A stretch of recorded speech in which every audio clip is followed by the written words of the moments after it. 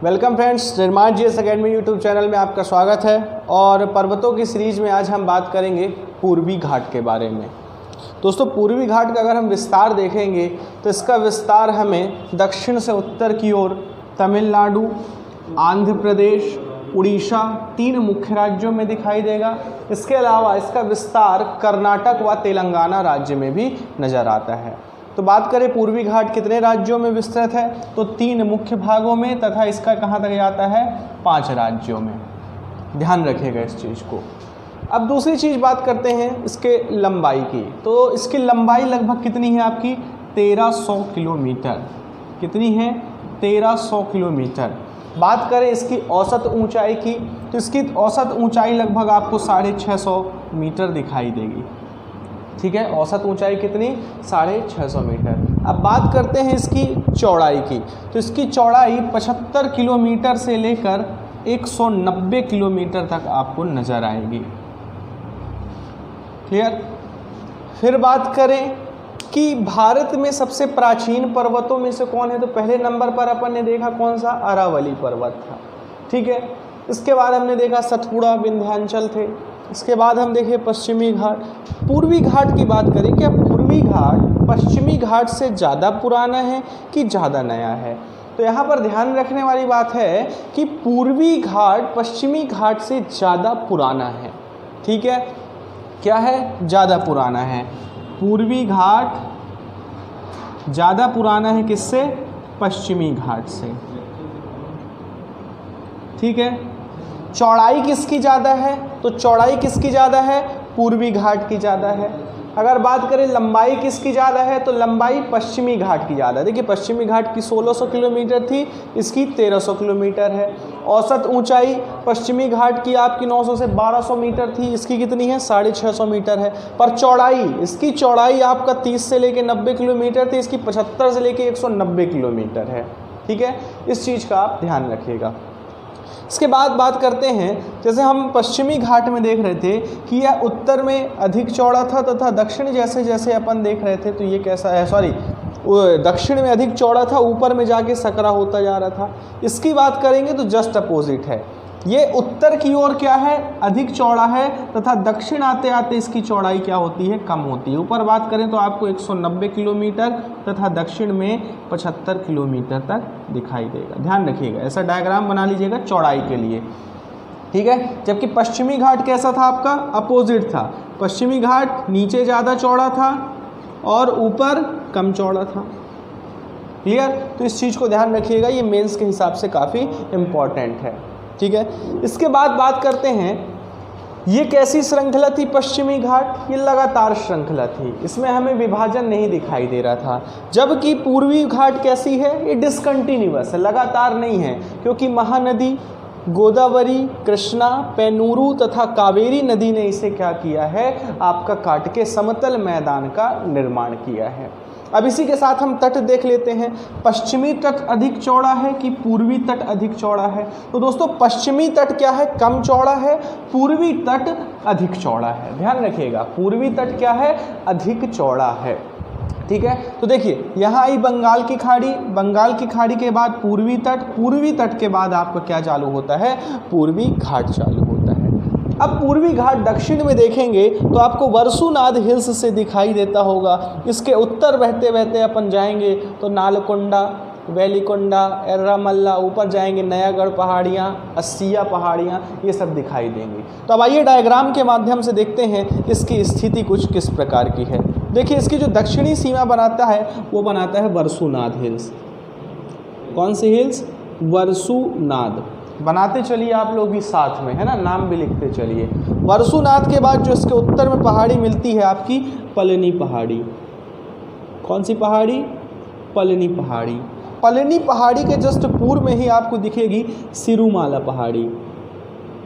कौन सी दिखेगी, सिरुमाला पहाड़ी। इनका नाम मैं लिखते जाता हूँ, आप भी साथ साथ लिखते चलिए। पलनी हिल्स, वर्सुनाद हिल्स, फिर ये आई सिरुमाला। सर चेक कर लीजिए, नीचे दिख रहा है, चेक कर लीजिए। है ना, सिरुमाला पल्ली। फिर इसके बाद आते हैं तो पंचमलाई हिल्स। कौन सी आई आपकी? पंचमलाई।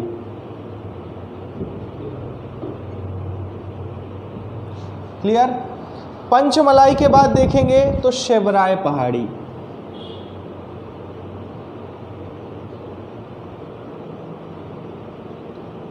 शिवराय हिल्स आएगी। ठीक है, शिवराय के बाद देखेंगे तो आपकी कौन सी आएगी? जवादी हिल्स।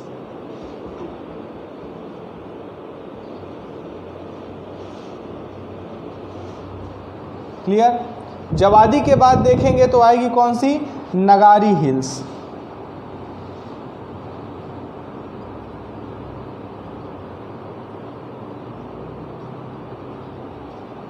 क्लियर? नगारी के बाद ऊपर आएंगे तो आपका दिखाई देगा पालकोंडा रेंज।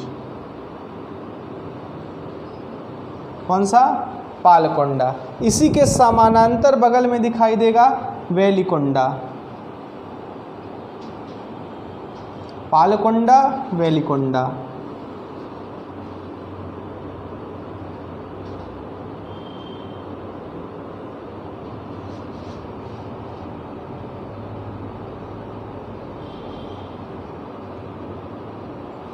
ठीक है, पालकोंडा के पश्चिम में ही देखेंगे तो अपन को एक मिलेगी कौन सी? आपकी शेषाचलम हिल्स। इसको मैं मिटा देता हूँ।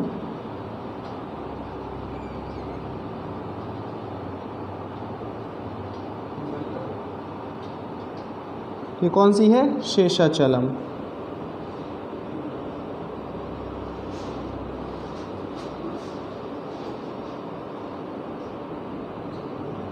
है ना। फिर इसके बाद अपन आएंगे तो ऊपर आएंगे तो अपन को एक और दिखाई देगी वेलिकोंडा के ऊपर नल्लाकोंडा या नालकोंडा। थोड़ी ये नदियाँ गड़बड़ हो गई हैं, इसको और उत्तर में देखते हैं। पहले बना लेते हैं अपन। ठीक है, नालकोंडा। नालकोंडा के बगल में देखेंगे पश्चिम साइड तो अपन को एक दिखाई देगी कौन सी? एर्रामाला।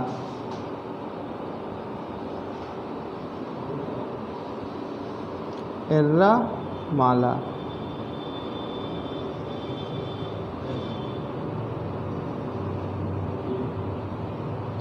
ये हिल्स आपको क्या हुई? दिखाई दी यहाँ। इसके बाद उत्तर पढ़ेंगे तो ये कृष्णा नदी का बेसिन है, ये गोदावरी का बेसिन है। यहाँ पर नदियों ने पर्वतों को काट कर क्या बना दिया है? समतल मैदान, इसलिए यहाँ पर आपको बड़ी श्रेणी कोई नहीं दिखाई देगी। इसके बाद अपन कहाँ पहुँचेंगे? अपन पहुँचेंगे कहाँ? उड़ीसा। तो यहाँ आपको दिखाई देगी नयागढ़ हिल्स।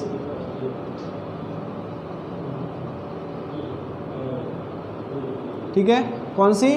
नयागढ़ हिल्स। नयागढ़ के हिल्स में देखेंगे उत्तर में टिकरपाड़ा हिल्स।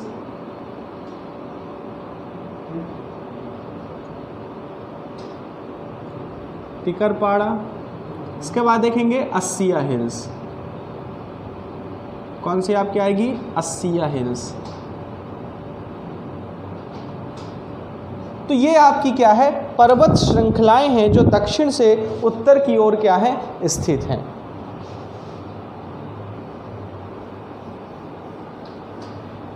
ठीक है, अब देखिए ये पश्चिमी घाट कुछ बनता कैसा है। तो ये आपका इधर से चालू होता है, ऐसे बड़ा मोटा भाग लेता है, फिर ये यहाँ पे आएगा, रुकेगा, फिर ये यहाँ आएगा, ऐसे रुकेगा, फिर ये यहाँ आएगा, ये, और ये यहाँ सकरा हो जाएगा ऐसे कुछ, और ये फिर यहाँ आएगा। ऐसा स्ट्रक्चर कुछ आपका बनाता है क्या? पूर्वी घाट।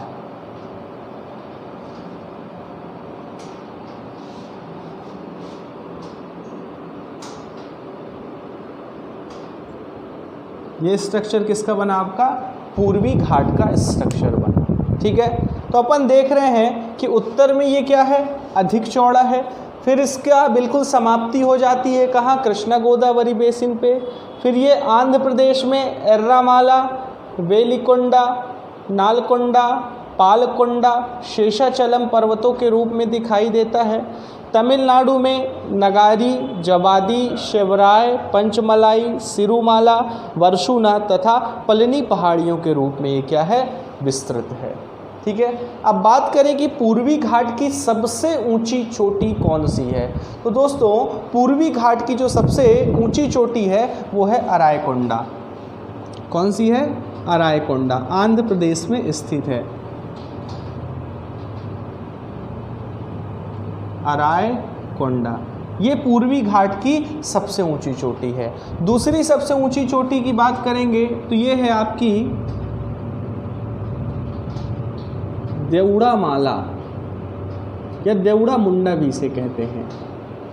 ठीक है, लगभग ये आपकी 1590 मीटर ऊंची है ये चोटी, और इसे देवड़ामुंडा या देवड़ी मुंडा के नाम से जानते हैं। ये कहाँ स्थित है, उड़ीसा में स्थित है।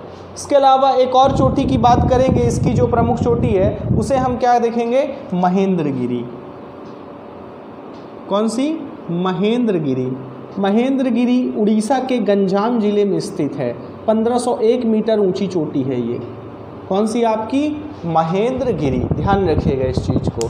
इसके अलावा और चोटी देखेंगे तो अपन को क्या दिखाई देगी, मलयगिरी। कौन सी, मलयगिरी, है ना, ये भी कहाँ आपकी उड़ीसा में स्थित है। इसके बाद देखेंगे तो मेघहसानी, उड़ीसा में ही दिखाई देगी, मेघहसानी। तो ये क्या है, इसकी प्रमुख चोटियां हैं दोस्तों। कौन कौन सी, आपकी अरायकोंडा सबसे ऊंची, फिर देवड़ामुंडा दूसरी सबसे ऊंची चोटी, महेंद्रगिरी, मलयगिरी, मेघहसानी, ये इसकी क्या है, प्रमुख पर्वत चोटियां हैं। ठीक है, बात करेंगे कि पूर्वी घाट का सर्वाधिक विस्तार किस राज्य में है, तो लगभग ये 40% भाग इसका आंध्र प्रदेश के हिस्से में आता है, फिर 25% भाग आपका उड़ीसा, ऐसे कम होता जाता है। ठीक है, तो सर्वाधिक कहाँ दिखाई देगा, आंध्र प्रदेश में। यहाँ पर दो पहाड़ियाँ आपको दिख रही हैं, एक शेषाचलम पहाड़ी दिख रही है और एक यहाँ पे बनी नहीं है, जवादी के समानांतर ही है मलयगिरी। कौन सी, मलयगिरी। ये दोनों मध्यस्थता देती हैं किसके किसके बीच में, पश्चिमी घाट और पूर्वी घाट के बीच में शेषाचलम और मलयगिरी क्या हैं, आपकी मध्यस्थ हैं, एक प्रकार से कहें ब्रिजेस का काम करती हैं, ये जोड़ती हैं दोनों पर्वत चोटियों को। और ये दोनों पर्वत श्रेणियाँ कहाँ आके मिलती हैं, ये आपका मिलती हैं कहाँ, आपका नीलगिरी में। ये मैं कई बार बता चुका हूँ, क्लियर है, इस चीज़ को ध्यान रखिएगा। तो नीलगिरी में पश्चिमी घाट और पूर्वी घाट आके क्या है, मिलते हैं, दो ब्रिज भी बनते हैं, मलयगिरी और शेषाचलम। शेषाचलम जंगल जो आपका है वो चंदन के वनों के लिए क्या है, विख्यात है ना। चंदन जो आपका सुगंधित पेड़ होता है, लकड़ी उसकी काम आती है पूजा पाठ में, वो आपका शेषाचलम के जंगलों में पाया जाता है। ठीक है, देखिए अब आपको मलाई नाम से कुछ भी मिले वो आप कहाँ टिक मारेंगे, तमिलनाडु, और कोंडा नाम से जो भी मिले आंध्र प्रदेश। ठीक है, क्योंकि नालकोंडा, वेलिकोंडा, पालकोंडा, ऐसे कई कोंडा कहाँ हैं, आंध्र प्रदेश में हैं। इसके अलावा आंध्र प्रदेश में ही ये पर्वतों से घिरी हुई एक वैली भी स्थित है जिसे हम क्या कहते हैं, अराकू वैली। अराकू वैली आपका उड़ीसा तथा आंध्र प्रदेश की सीमा पर स्थित है ना, उड़ीसा तथा आंध्र प्रदेश की सीमा पर स्थित है। कौन सी वैली, अराकू वैली, ध्यान रखिएगा इस चीज़ को, है ना। मैंने जो घाटियों का वीडियो है उसमें भी अराकू वैली बताया है, पहाड़ियों से घिरा हुआ एक स्थान है और ये कैसी है, आपकी प्रमुख घाटियों में आती है, तो आंध्र प्रदेश में स्थित है। इसके अलावा हम देखेंगे एक हमने स्थान सुना होगा तिरुपति बालाजी। जो तिरुपति बालाजी है वो आंध्र प्रदेश के चित्तूर जिले में स्थित है, और जो पहाड़ियाँ हैं उनको हम बोलते हैं कौन सी पहाड़ियाँ, तिरुमाला पहाड़ियाँ, है ना। तो जो तिरुमाला पहाड़ियाँ हैं वो आपका शेषाचलम और पालकोंडा के मध्य स्थित हैं, और यहीं पर आपका स्थान है कौन सा, तिरुपति बालाजी।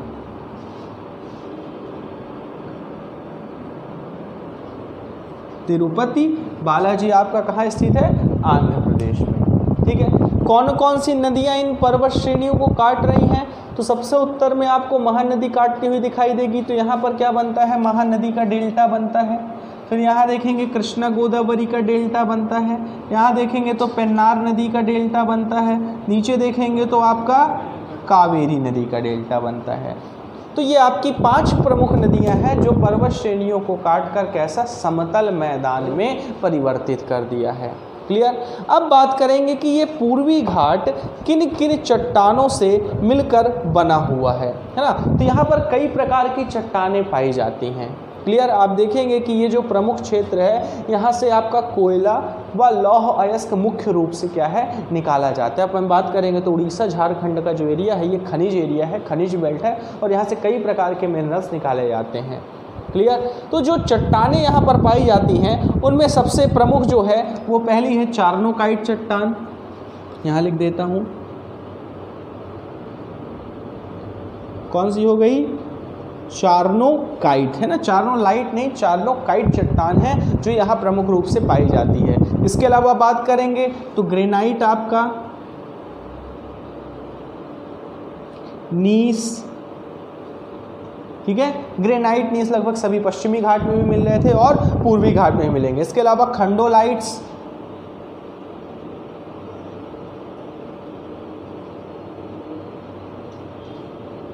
ठीक है, खंडोलाइट से नया शब्द आया है। इसके अलावा क्वार्टराइट्स,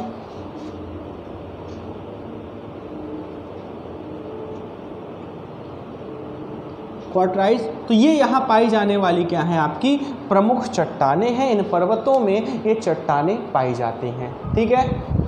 इसके अलावा देखेंगे प्रमुख यहाँ पर खेती किस किस चीज़ की होती है। तो अपन बात करेंगे पूरे पूर्वी घाट में अगर देखते हैं तो अपन तमिलनाडु से आंध्र प्रदेश बेल्ट उड़ीसा तक आते हैं तो समुद्र के किनारे का एरिया है।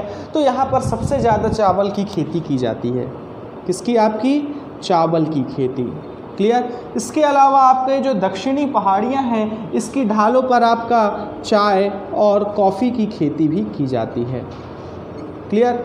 इसके अलावा आंध्र प्रदेश में आएंगे तो हम देखते हैं इन पर्वतों के किनारे गिरिपाद क्षेत्र में आपका तंबाकू की खेती की जाती है।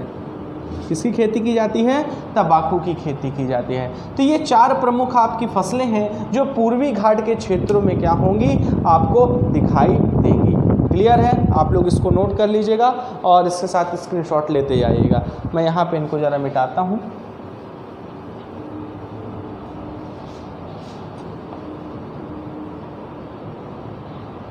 काफ़ी कॉम्प्लिकेटेड हो गया है डायग्राम, इसलिए इसमें कुछ नहीं जोड़ूंगा, मैं साइड में ही बताऊंगा जो भी नई चीज़ें हैं। अब बात करते हैं फ्लोरा और फाउना की, है ना। फ्लोरा और फाउना की बात करें तो देखिए पश्चिमी घाट में अरब सागरीय मानसून प्रवेश करता था और बहुत ज़्यादा बारिश कराता था, तो यहाँ पर सदाबहार वन मिलते थे। परंतु पूर्वी घाट में ऐसा नहीं है, क्योंकि पूर्वी घाट में जो मानसून एंटर करता है वो बंगाल की खाड़ी से करता है और वो भी पूरी जगह नहीं करता है, कुछ कुछ जगह करता है। जैसे आंध्र प्रदेश का आंतरिक हिस्सा सूखा रह जाता है, बस्तर का पठार सूखा रह जाता है, अपन देखेंगे उड़ीसा छत्तीसगढ़ के बीच का हिस्सा सूखा रह जाता है। तो ये यहाँ पे वर्षा, अब बात करें कि पश्चिमी घाट में ज़्यादा वर्षा प्राप्त होती है कि पूर्वी घाट में, तो पश्चिमी घाट में वर्षा की मात्रा क्या होती है? ज़्यादा होती है। पश्चिमी घाट में वर्षा की मात्रा ज़्यादा है तो कैसे सदाबहार वन मिलते हैं, जबकि पूर्वी घाट में ऐसा नहीं है। पूर्वी घाट के जो दक्षिण हिस्से देख ले यहाँ पर आपको सदाबहार वन मिलेंगे, जबकि उत्तरी हिस्से में जाएंगे तो उष्णकटिबंधीय पर्णपाती वन दिखाई देते हैं। कैसे दिखते हैं? उष्णकटिबंधीय पर्णपाती, पर्णपाती मतलब जो अपनी पत्तियां गिरा देते हैं, है ना। गर्मियों में जाएंगे तो ये वन कैसे दिखाई देंगे? उजड़े हुए दिखाई देंगे, इनमें पत्तियां नहीं दिखाई देंगी। ठीक है। इसके अलावा यहाँ पर जो आंतरिक भाग है, इन पर्वतों के पश्चिमी भाग है, यहाँ पर कांटेदार शुष्क वनस्पति वाला क्षेत्र भी पाया जाता है। कांटेदार शुष्क वनस्पति क्षेत्र। क्लियर। दक्षिणी भाग की बात करेंगे, जो पलनी हिल्स, वर्षुनाथ, सिरुमाला पहाड़ियां हैं, यहाँ पर आपके सदाबहार वन पाए जाते हैं। कैसे मिलते हैं? सदाबहार वन। इसके अलावा थोड़ा उत्तर में देखेंगे तो आपको मलयगिरी और जो शेषाचलम के जंगल हैं, यहाँ पर आपको उष्णकटिबंधीय अर्धपर्णपाती वन भी दिखाई देंगे। उष्णकटिबंधीय अर्धपर्णपाती वन, है ना, जो आधी पत्तियां गिराते हैं, अर्धपर्णपाती वन। तो ये यहाँ पाए जाने वाली क्या है? प्रमुख फ्लोरा फाउना के टाइप्स हैं। क्लियर है। कौन कौन से? उष्णकटिबंधीय पर्णपाती वन, ये आपको कहाँ? उड़ीसा, आंध्र प्रदेश व छत्तीसगढ़ बस्तर का पठार, दंडकारण्य के पठार में दिखाई देंगे।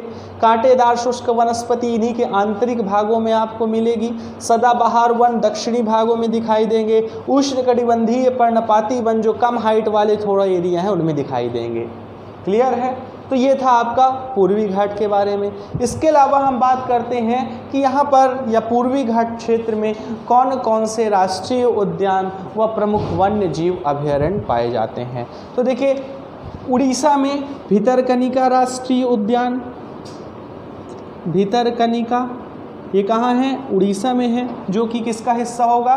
पूर्वी घाट का हिस्सा होगा। इसके अलावा सिमलीपाल राष्ट्रीय उद्यान, सतकोसिया ये एक टाइगर रिजर्व है, सतकोसिया टाइगर रिजर्व पाया जाएगा। फिर गहिरमाथा कछुआ संरक्षण का यहाँ पर केंद्र भी है, ध्यान रखिएगा। ये हालांकि तटीय क्षेत्र में है पर पूर्वी घाट के क्षेत्र में आएगा।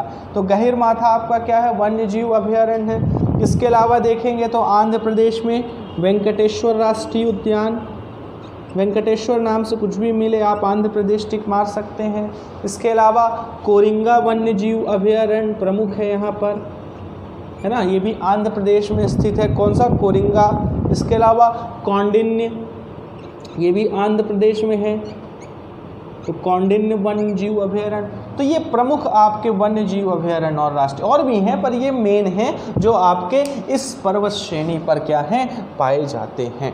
ठीक है। तो ये था दोस्तों क्या? आपका पूर्वी घाट। एक बार रिपीट करते हैं, पूर्वी घाट की दक्षिण से उत्तर की ओर जो आपकी पर्वत श्रृंखलाएं मिलती हैं। तो देखिए, वरसुनाद सबसे दक्षिणी, फिर पलनी, सिरुमाला, पंचमलाई, शिवराय, जवादी, नगारी, फिर देखेंगे पालकोंडा, वेलिकोंडा, नालकोंडा, इधर देखेंगे एर्रामाला, फिर ऊपर आएंगे तो आपकी कौन सी मिलेगी? नयागढ़, टिकरपाड़ा और अस्सिया पहाड़ियाँ। अस्सिया आपका सबसे उत्तरी विस्तार मिलेगा और दक्षिणी विस्तार वरसुनाद मिलेगा।